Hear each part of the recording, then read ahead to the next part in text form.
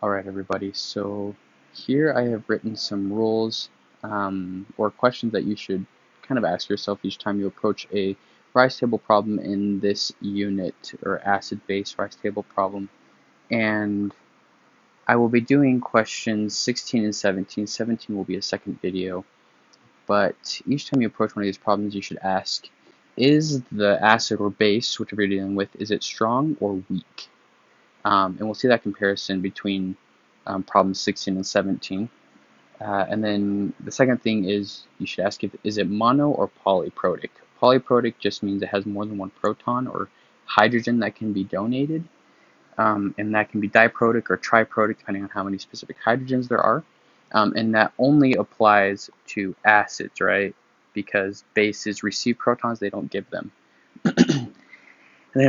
The third question that you should really ask yourself is the solution, or is this acid or base that I'm adding, is it super diluted or not? And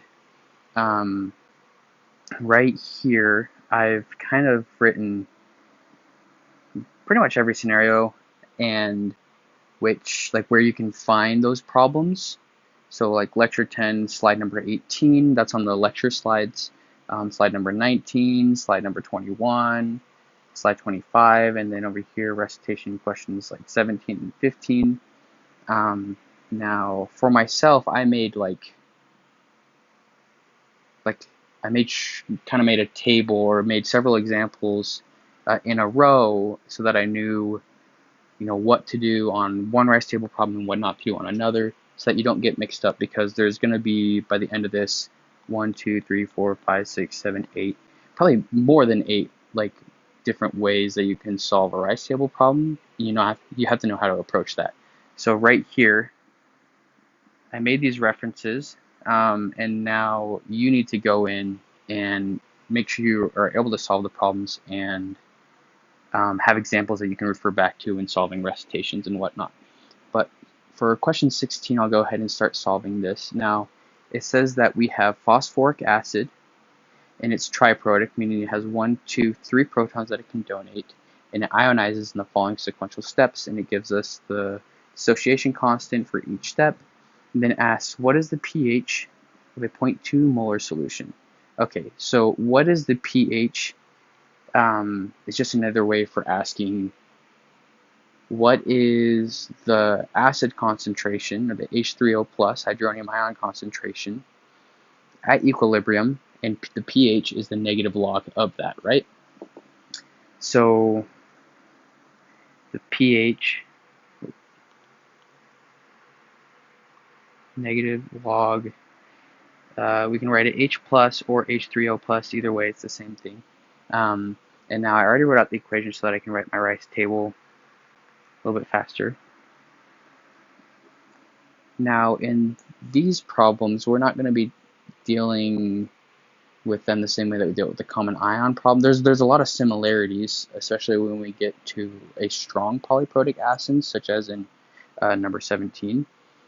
But with this, the beginning solution is aqueous, right?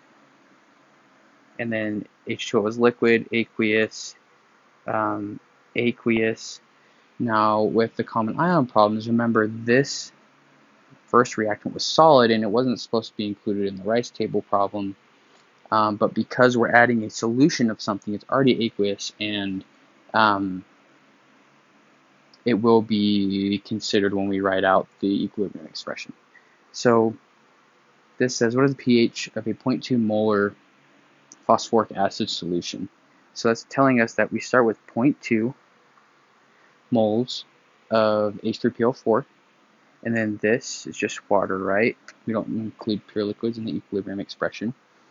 And because it's a weak acid, how do we know it's weak?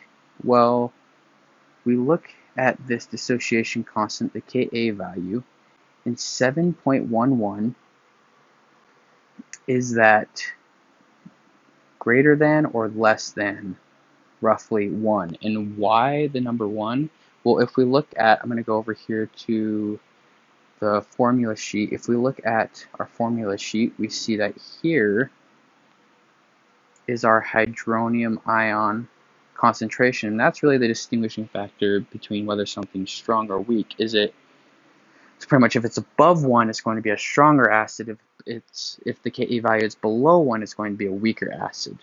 And remember that Ke value is the ratio of the products over the reactant. So how much does it dissociate, or how much does it react in a solution? And even though it doesn't say it, we know that this is right around 1, and there's not really anything right around 1, so it shouldn't be too hard to distinguish that.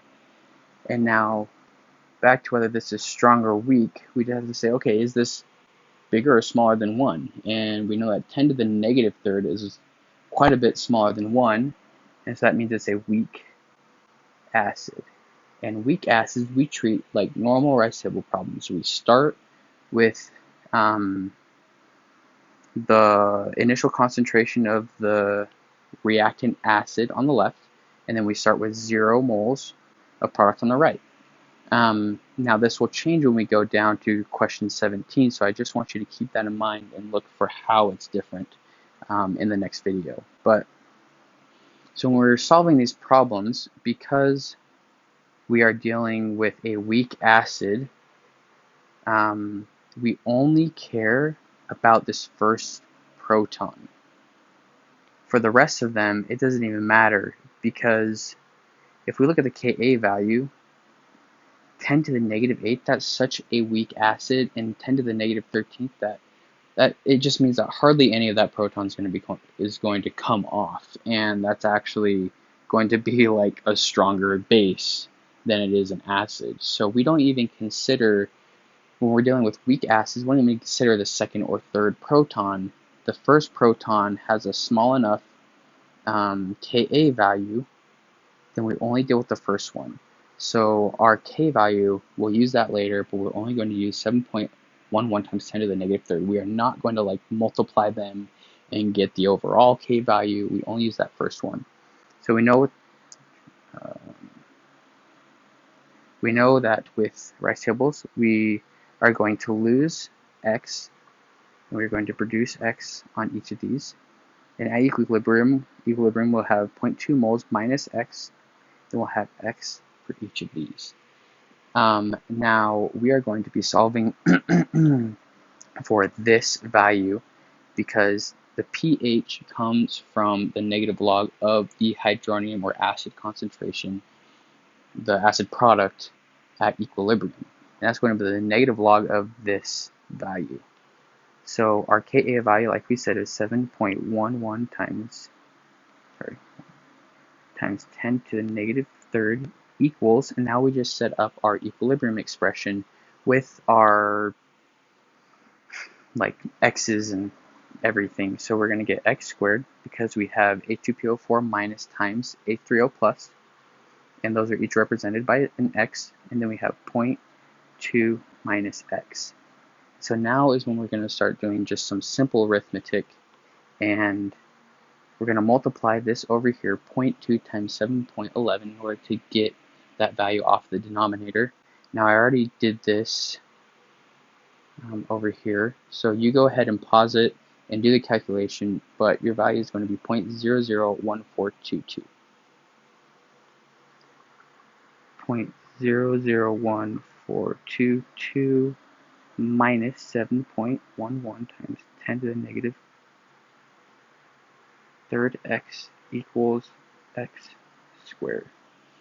And then for this, we're going to have to plug it into the quadratic equation, and if the Ka value was small enough, say it was times 10 to the negative fifth or so, that's again when we could have like a time when we could have just ignored the value of x, right? Because it wouldn't have made a difference with sig figs. However, if we don't ignore it, we're never going to get the wrong answer. We're going to get a more specific answer, and it might not affect sig figs.